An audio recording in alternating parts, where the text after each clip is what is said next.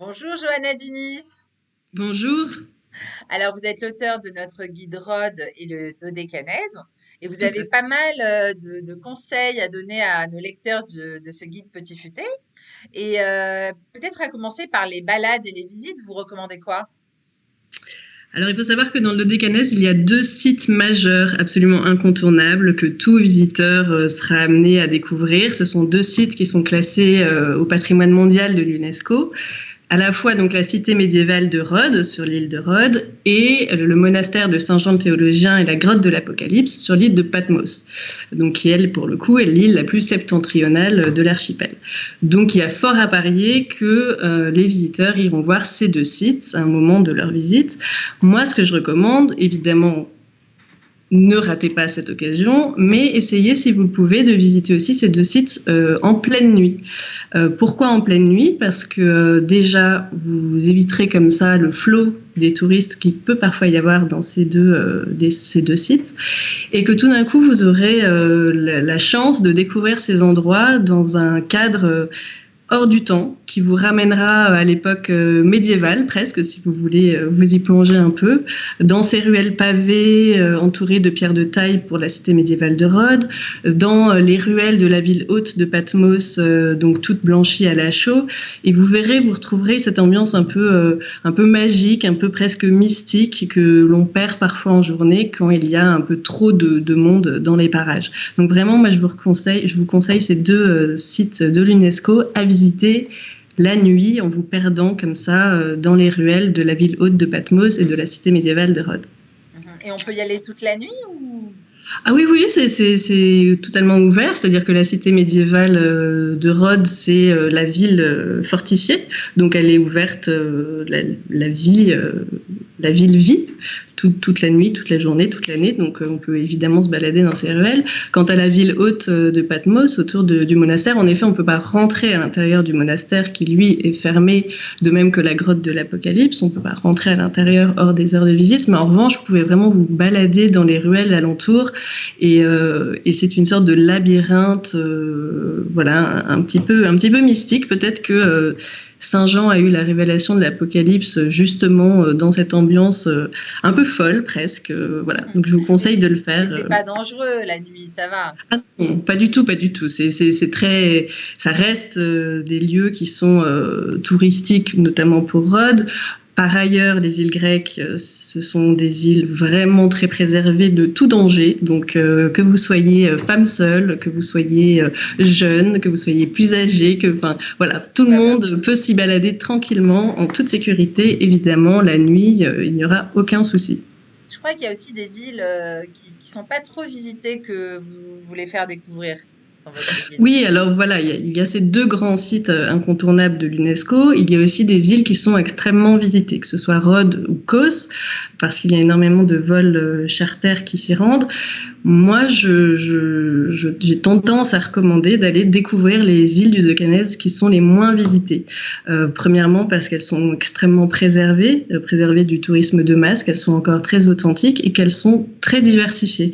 C'est-à-dire que vous choisissiez, par exemple, Carpathos, qui est au sud, qui, elle, offre un folklore et des traditions centenaires que l'on trouve encore dans la vie quotidienne, mais aussi qui offre des activités de plein air.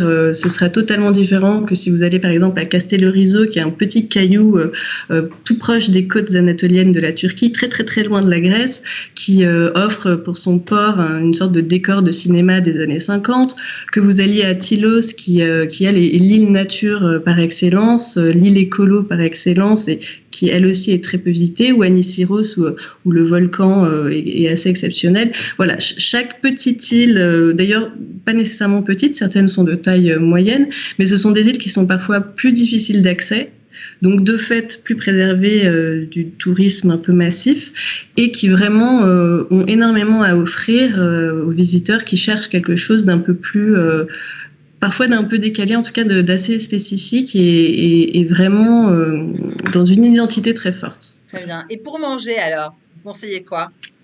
Alors pour manger, évidemment chaque île a certaines spécialités.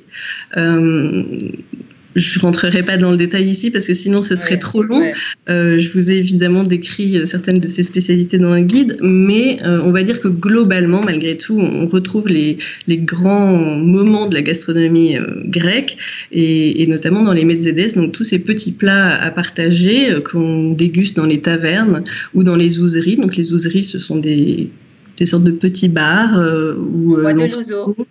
On boit exactement de l'ouzo. On peut boire aussi du raki, mais attention à l'abus Oui, d'alcool, évidemment. On peut oui, boire oui, oui. aussi des choses sans alcool. Faut pas les perdre, Mais nos lecteurs, sinon. voilà.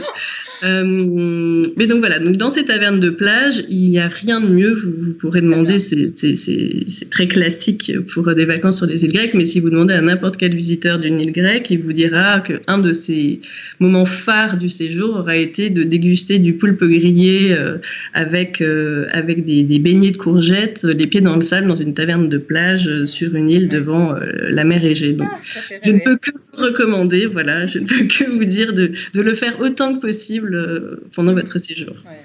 Et le meilleur de tous les bons plans, alors, pour vous, ce serait quoi?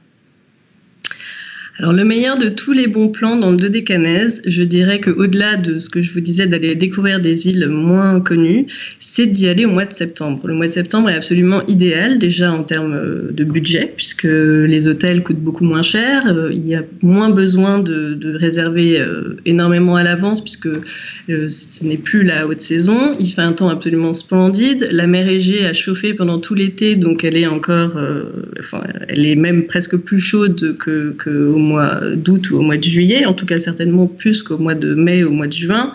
C'est la fin de la saison touristique, donc les hôteliers, les restaurateurs sont plus détendus.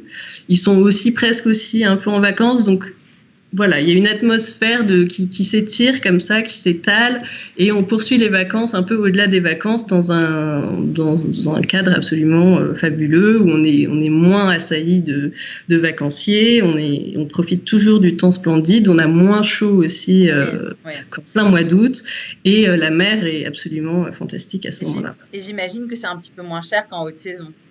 Et c'est en effet, c'était Ouais, la première raison ouais. du bon plan, c'est Et qu'évidemment c'est oui, beaucoup moins cher bien sûr. qu'en haute saison, notamment si vous partez dans la deuxième moitié du mois de septembre, où là c'est carrément vraiment beaucoup moins cher. Très Et bien. négociable, n'oubliez pas. Ah, génial. Et comme souvenir, alors, qu'est-ce que vous conseillez à nos lecteurs du guide Petit Futé Rhodes et le Dodécanèse, dans leur valise, ils peuvent emporter quoi? Alors moi j'ai opté pour quelque chose que je rapporte systématiquement avec moi des îles, notamment de l'archipel du Dodécanèse. Ce sont des plantes aromatiques. C'est gratuit. Là par exemple du thym. Ah, Du thym, de la sauge, du romarin, vous en trouverez partout dans toutes les îles. Et des bosquets comme ça dans le maquis que vous pourrez cueillir au cours de vos balades, de vos marches, même sans faire de grandes randonnées, juste en allant à la plage. Donc partez toujours accompagné d'un petit couteau ou d'un petit ciseau si vous le voulez. Et voilà, c'est gratuit, c'est absolument fabuleux. On le rapporte chez soi, on a l'impression, rien qu'à l'odeur, qu'on est de retour dans le Dodécanèse. Le thym s'utilise toute l'année séché, la sauge pareil. En décoction, dans vos plats, juste pour les sniffer, pour se sentir en vacances. Enfin, vraiment, moi, je sais que dès que je quitte malheureusement ces îles, il suffit que je me replonge dans le thym que j'ai cueilli dans mes balades pour me souvenir de ces paysages, me souvenir de ces horizons, me souvenir de ces senteurs et en profiter encore un petit peu, même au cœur de l'hiver, quand on n'a qu'une seule envie, c'est de retourner dans le Dodécanèse, se plonger dans l'été. bon, merci beaucoup, Johanna, pour toutes ces Je super vous en prie. infos qui vont certainement être très précieuses pour nos lecteurs du guide. À bientôt! Je vous en prie, au revoir.